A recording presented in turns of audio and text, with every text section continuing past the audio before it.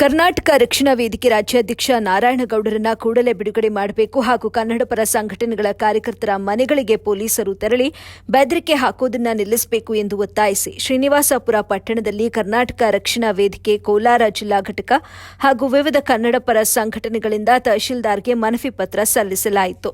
ಬಳಿಕ ಕರ್ನಾಟಕ ರಕ್ಷಣಾ ವೇದಿಕೆ ಕೋಲಾರ ಜಿಲ್ಲಾಧ್ಯಕ್ಷ ಮೇಡಿಹಾಳ ರಾಘವೇಂದ್ರ ಮಾತನಾಡಿ, ಕರ್ನಾಟಕದಲ್ಲಿ ಕನ್ನಡವೇ ಆಡಳಿತ ಭಾಷೆಯಾಗಿದ್ದು ಸಾರ್ವಜನಿಕ ಸ್ಥಳಗಳಲ್ಲಿ ಹಾಗೂ ಸಾರ್ವಜನಿಕ ಜಾಹೀರಾತು ನೀಡುವ ಫಲಕಗಳು ಹಾಗೂ ಬ್ಯಾನರ್ಗಳಲ್ಲಿ 60% ಕನ್ನಡ ಭಾಷೆಯನ್ನ ಕಡ್ಡಾಯವಾಗಿ ಬಳಸಬೇಕು ಅಂತ ಡಿಸೆಂಬರ್ 27ರಂದು ಬೆಂಗಳೂರಿನಲ್ಲಿ ಕರವೇ ಹೋರಾಟ ನಡೆಸಿತ್ತು.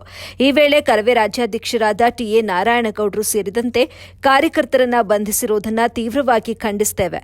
ಕೂಡಲೇ ಅವರನ್ನ ಬಿಡುಗಡೆ ಮಾಡಿ ಅವರ ಮೇಲೆ ದಾಖಲಾಗಿರುವ ಕೇಸುಗಳನ್ನು ಕೂಡಲೇ ವಾಪಸ್ ಪಡೆಯಬೇಕು ಅಂತ ಆಗ್ರಹಿಸಿದರು.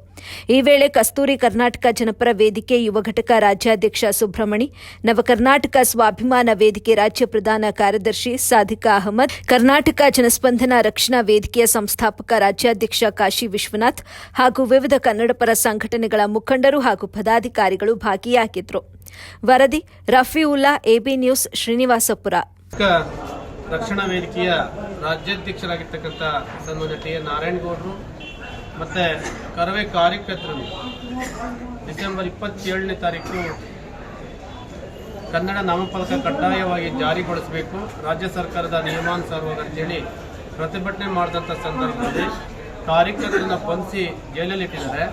ಆ ಕಾರ್ಯಕರ್ತರನ್ನ ಮತ್ತು ನಾರಾಯಣಗೌಡರನ್ನ ಕೂಡಲೇ ಬಿಡುಗಡೆಗೊಳಿಸಬೇಕಂತೇಳಿ ಶ್ರೀನಿವಾಸಪುರದಲ್ಲಿ ಕರ್ನಾಟಕ ರಕ್ಷಣಾ ವೇದಿಕೆ ಜೊತೆಯಾಗಿ ಇನ್ನು ವಿವಿಧ ಕನ್ನಡಪರ ಸಂಘಟನೆಗಳು ಎಲ್ಲ ಮುಖಂಡರು ಇವತ್ತು ಸೇರಿ ಮಾನ್ಯ ತಹಶೀಲ್ದಾರ್ ಮುಖಾಂತರ ರಾಜ್ಯ ಸರ್ಕಾರಕ್ಕೆ ಮನವಿಯನ್ನು ಸಲ್ಲಿಸುತ್ತಾ ಆ ಮನವಿಯಲ್ಲಿ ನಾರಾಯಣಗೌಡರ ಮೇಲೆ ಹಾಕಿರ್ತಕ್ಕಂಥ ಪ್ರಕರಣಗಳನ್ನು ವಾಪಸ್ ಪಡೆಯಬೇಕು, ಅವನ್ನು ಬೇಷರತ್ತಾಗಿ ಬಿಡುಗಡೆಗೊಳಿಸಬೇಕು ಮತ್ತು ಕನ್ನಡದ ಕಾರ್ಯಕರ್ತರ ಮನೆಗಳಿಗೆ ಹೋಗಿ ಪೊಲೀಸ್ನವರು